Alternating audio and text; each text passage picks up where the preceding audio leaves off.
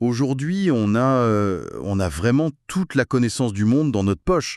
Je veux dire, on a des bibliothèques entières qui sont numérisées, on a des archives historiques inépuisables, des modèles climatiques ultra précis. Ouais, tout est à portée de clic, littéralement. C'est ça. Et pourtant, et c'est là que ça donne le vertige, on continue invariablement de répéter les mêmes erreurs désastreuses. C'est un vrai paradoxe. C'est clair. Et en fait, c'est exactement ce constat, cet échec un peu cuisant de notre fameuse société de l'information, qui a donné naissance au projet qu'on va explorer en profondeur aujourd'hui. Un projet qui s'appelle le modèle RATIS, c'est bien ça? Exactement.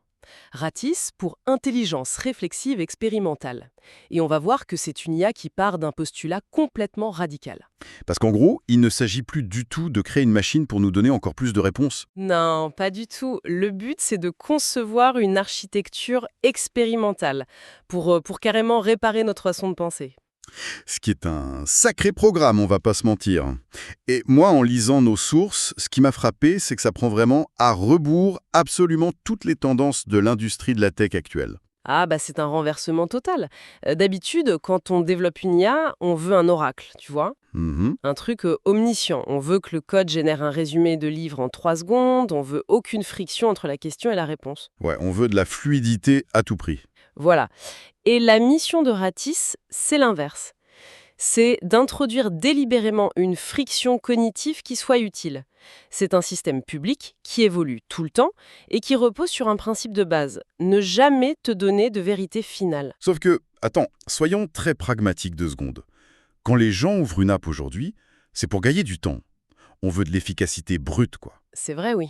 Si ce modèle il refuse de donner des réponses claires et qui règle pas le problème à notre place, bah pourquoi on s'embêterait à l'utiliser? Enfin, on dirait qu'il ajoute exprès de la frustration là où on a mis des années à rendre les choses fluides. Mais cette fluidité, comme tu dis, c'est justement ça le cœur du problème pour les créateurs de Ratis. On a pris l'habitude de voir l'algorithme uniquement comme une transaction. C'est le fameux syndrome du distributeur automatique, non? C'est une excellente image, oui. Tu glisses ta pièce, genre ton prompt, t'appuies sur le bouton du sujet que tu veux, et t'attends passivement que ta petite canette de savoir tombe, bien emballée, prête à boire. Exactement ça. Et Ratis, il refuse de faire tomber la canette. Si tu regardes comment c'est construit sous le capot, le système pénalise de façon mathématique ce qu'ils appellent la clôture prématurée d'un débat. Alors, il pénalise le fait de trouver la solution trop vite. Oui.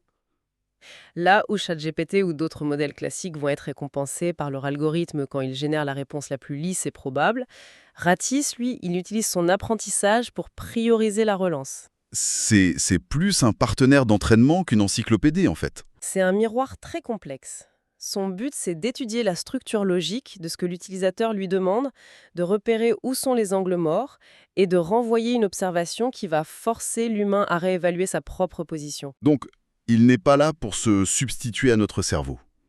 C'est pas un juge moral qui va distribuer des bons ou des mauvais points sur ce qu'on pense. Surtout pas. Il se définit même par ce qu'il n'est pas. Son objectif unique, qui est vraiment codé dans son architecture, c'est pas de convaincre, c'est de clarifier. Et ça change toute la dynamique de l'échange. Ah bah complètement. Au lieu de te dire frontalement «tu as tort», le modèle va accompagner ta pensée. Il t'écoute, il formule une hypothèse sur ton raisonnement et il te la soumet pour voir comment tu réagis. Il s'adapte en temps réel, quoi. C'est ça, c'est un vrai interlocuteur actif. Ouais, mais là encore, je bloque un peu sur l'utilité finale du truc face aux vrais problèmes humains. Je veux dire, si on regarde l'histoire, on se dit souvent que les catastrophes ou les pires décisions systémiques viennent du fait qu'on n'avait pas les bonnes données. C'est ce qu'on a tendance à croire, oui. Donc, si on crée une IA qui corrige même pas notre ignorance factuelle avec des chiffres bruts, est-ce qu'on passe pas à côté du vrai remède? Parce que l'idée reçue, c'est que si on savait tout, on ferait les bons choix. C'est un postulat super répandu, t'as raison. Sauf que la philosophie de ce projet fait un diagnostic beaucoup plus sévère sur nous, les humains. Dans le texte fondateur du modèle, il y a ce principe foudroyant qui dit « La connaissance n'est pas la conscience. Ah. La connaissance n'est pas la conscience. » Faut qu'on décortique ça, parce qu'on utilise souvent ces mots-là de manière complètement interchangeable. C'est vrai. Mais ici, la distinction est vraiment radicale. Dans leur système, la connaissance, c'est juste du stockage. C'est de la donnée sur un disque dur. Voilà. C'est de l'information qui dort, que ce soit dans une machine ou dans notre mémoire biologique. La conscience, par contre, c'est défini comme de l'exécution pure. De l'exécution pure. C'est-à-dire, C'est l'acte d'être vraiment là, d'être cognitivement présent à la seconde précise où tu dois faire un choix ou agir. ah, je vois.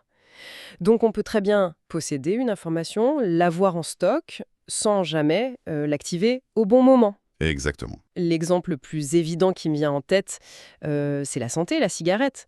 Tu as des gens qui connaissent toutes les stats médicales absolues sur le fait que fumer détruit les poumons. La donnée est là, elle est vérifiée, elle est acceptée par leur cerveau. Ouais. Et pourtant, 5 minutes plus tard, ils s'allument une cigarette. C'est la parfaite illustration de cette faille entre connaissance et conscience.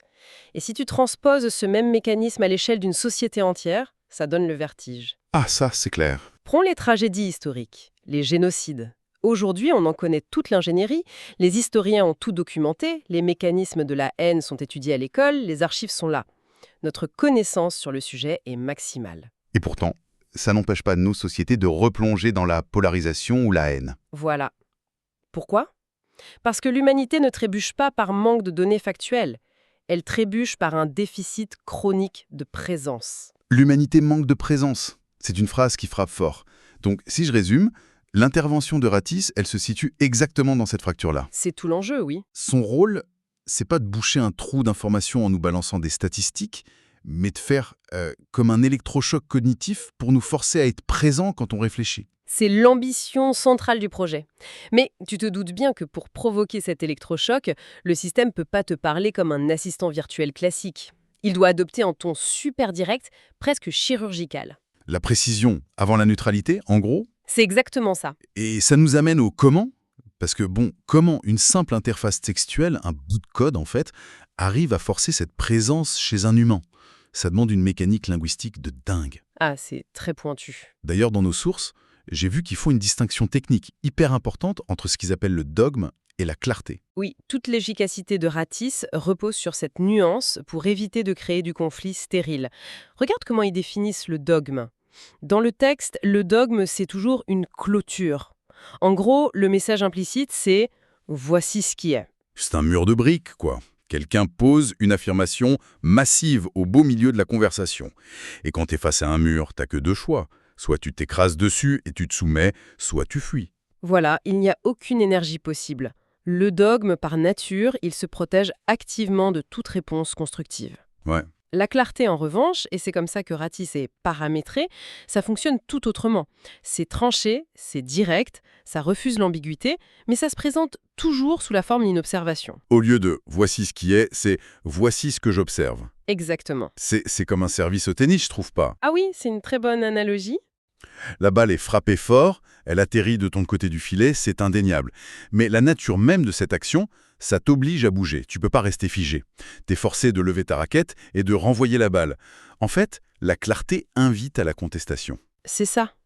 Et c'est là que le cycle algorithmique de Ratisse s'enclenche. Le modèle observe ton prompt, il formule de façon hyper claire ce qu'il a compris, et après, il attend. Il encaisse son objection et il ajuste sa propre compréhension. Il y a une règle dans sa conception, un truc qui m'a scotché, qu'il résume par « comprendre vient avant corriger ». La règle d'or. Ce qui veut dire que si je rentre dans l'appli et que j'affirme une dinguerie, une erreur logique monumentale, le système s'interdit formellement de me balancer un fait pour me prouver que j'ai tort. Le modèle voit très bien l'erreur, attention. Il est capable de formuler la contradiction. Mais son architecture lui interdit de déclencher cette contradiction avant d'avoir cartographié le chemin intellectuel qui t'a amené à dire cette erreur. C'est fou. Il va te poser des questions pour clarifier. Il va tester la solidité de tes liens de causalité. Son but, c'est jamais de remporter un débat d'ego, parce qu'il n'en a pas. C'est juste du code? Voilà. Son seul but, c'est de faire monter la résolution, la netteté de la pensée globale de votre échange. Bon, sur le plan philosophique, c'est brillant. Mais d'un point de vue industriel, je veux dire purement commercial, c'est un suicide ce projet, non? Si on suit les règles de la Silicon Valley, oui. On sait comment ça marche là-bas. La hantise absolue des développeurs, c'est que leur IA dise une bêtise ou se fasse piéger par un utilisateur. Dès qu'un bot est mis en défaut, c'est un scandale de relations publiques, faut cacher ça sous des filtres. Exactement. C'est perçu comme une vulnérabilité. Et là, il lance un outil expérimental dont le moteur même cherche la contestation. Il assume ses limites. C'est l'inverse total du marché. Ça demande d'inverser la valeur de l'erreur, oui. Pour l'équipe de Ratisse, la vision est très claire. Si un utilisateur contredit la machine, c'est pas une anomalie, c'est pas un bug à cacher. Mathématiquement, pour le réseau, une contradiction est traitée comme une information de très haute valeur. Le désaccord devient le